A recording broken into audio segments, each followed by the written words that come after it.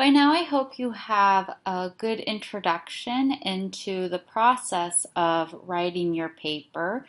And this next part is I want to contextualize some of the supporting documents and maybe give you a little bit of help in case you reach a point where you get stuck. Because the goal of every assignment that we've done in class, everything that we've been given out, is to support one of the major assignments that we're doing in this class. So it's either been in support of paper 1, in support of paper 2, or in support of the midterms. So especially lately, we've been giving a lot of handouts, rules to follow, information about checklists, rubrics, prompts, things like that. And I think that there's a way that it can be a lot like the picture that I'm showing here. So what the policeman is explaining directions that to him are very clear and make sense, but to the person who's listening, it seems like a jumbled mess. And I think in this situation that, I'm the teacher. To me, I've designed all these handouts, I've designed all these supporting tasks, these readings, to be a very clear, straightforward assignment that helps you produce a paper. However, I know that for students, especially like if you've got a lot of assignments or a lot of things going on, it can be hard to piece everything together and see that it is this complete thought out assignment. So I want to acknowledge that you've been given a lot of example that there is a lot that's going on, and some of the reasons for these are what I'm going to be reading from the slides right now. So there's a lot of these major assignments are examples you'll be expected to know how to do in later classes.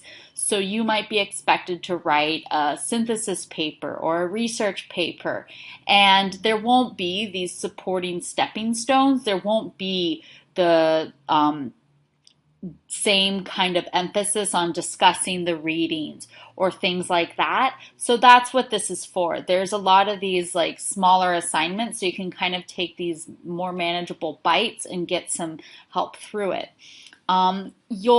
And that's kind of similar to the second bullet point, which is you'll develop skills you'll need for reading and writing in other classes. And that's going to be the case that, you'll get articles you're not sure of. So hopefully we're building reading skills that you can, so you can figure out what you're confused about, and go research that. And it's also the last purpose that I'm going to point out is the third bullet point, which says, we're doing a lot of these smaller assignments are guiding you to produce work that meets academic standards. Because right now, or a few weeks ago, if I were to say, hey, write a synthesis paper, there's probably a lot of ways that you would need some help with writing the different parts of the paper. You'd need some help with other parts and they'd be lacking. So that's why we have these smaller assignments so that they can build up. Every assignment, all the homework that we've done has been designed to prepare you for writing paper 2. So this slide right here, there's a lot of text on it because each assignment has a description about how it contributes and helps you to write paper 2. For example, the Horowitz reading packet was an introduction to the topic of CSR, and it also gives you ideas about possible paper 2 topics. So that helps you with writing paper 2. It's not just arbitrarily given. There's a lot of thought put behind choosing that article as well as the assignments that are entailed. So I'm not gonna, you'll have access to these slides, so if you want to go through and read these different things and see the different parts, see how each assignment supports that I've written out, I encourage you to do so you can see the connection between each individual assignment as well as the whole overall paper that you're going to be writing. So I encourage you to use the resources available. So the handouts from class, are all available on Blackboard and the Living Reader. And the Living Reader's table of contents is a comprehensive list of everything that I've been giving out in class. So sometimes if you're on Blackboard, it can be a little you have to download each document individually, and for something like the papers from February 12th and February 14th, some of those documents are for Unit 1, some of those are for Unit 2.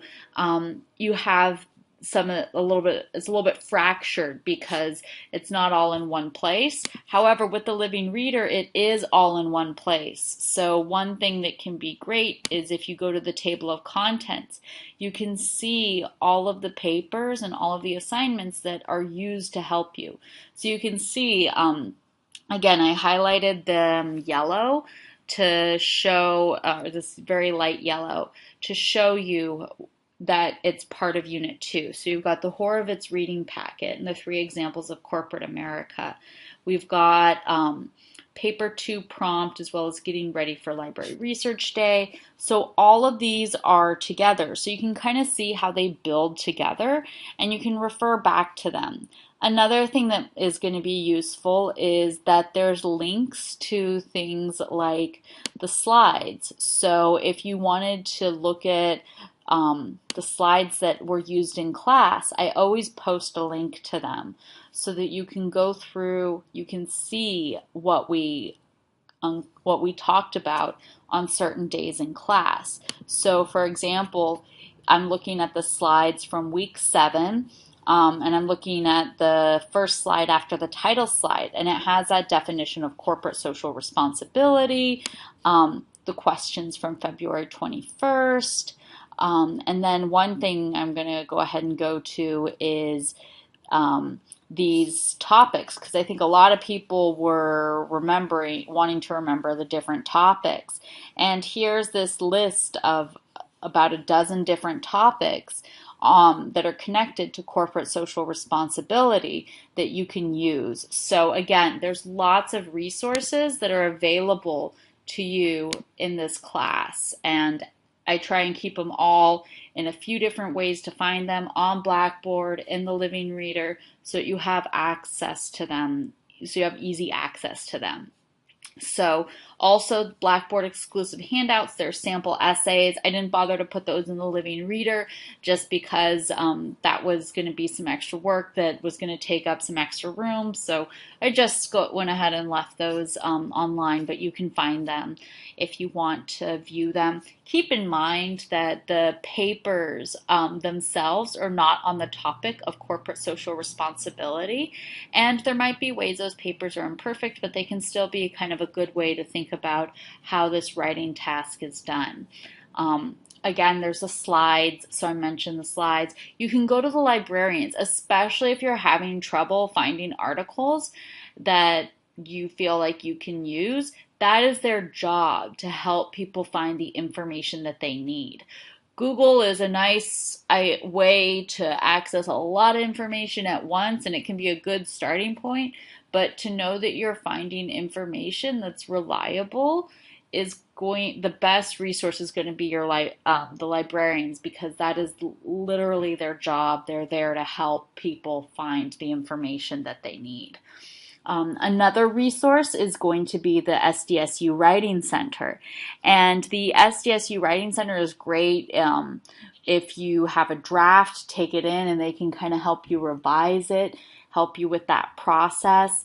They have 30-minute appointments available throughout the week, and they're great because you can go visit them multiple times. They're available many hours throughout the day in a way that can work with your schedule. And of course, I'm available during office hours, or you can make an appointment. So I hope that this gives you a little bit more understanding of why there are a lot of assignments, why there's a lot of tasks that are done to kind of help you along with this writing process. And you can kind of see how complex this is. So I might be making some more videos, but for now you've got this kind of great little introduction. I hope that that gives some guidance to you and you feel a little bit more ready to continue on with writing paper 2. Thanks so much.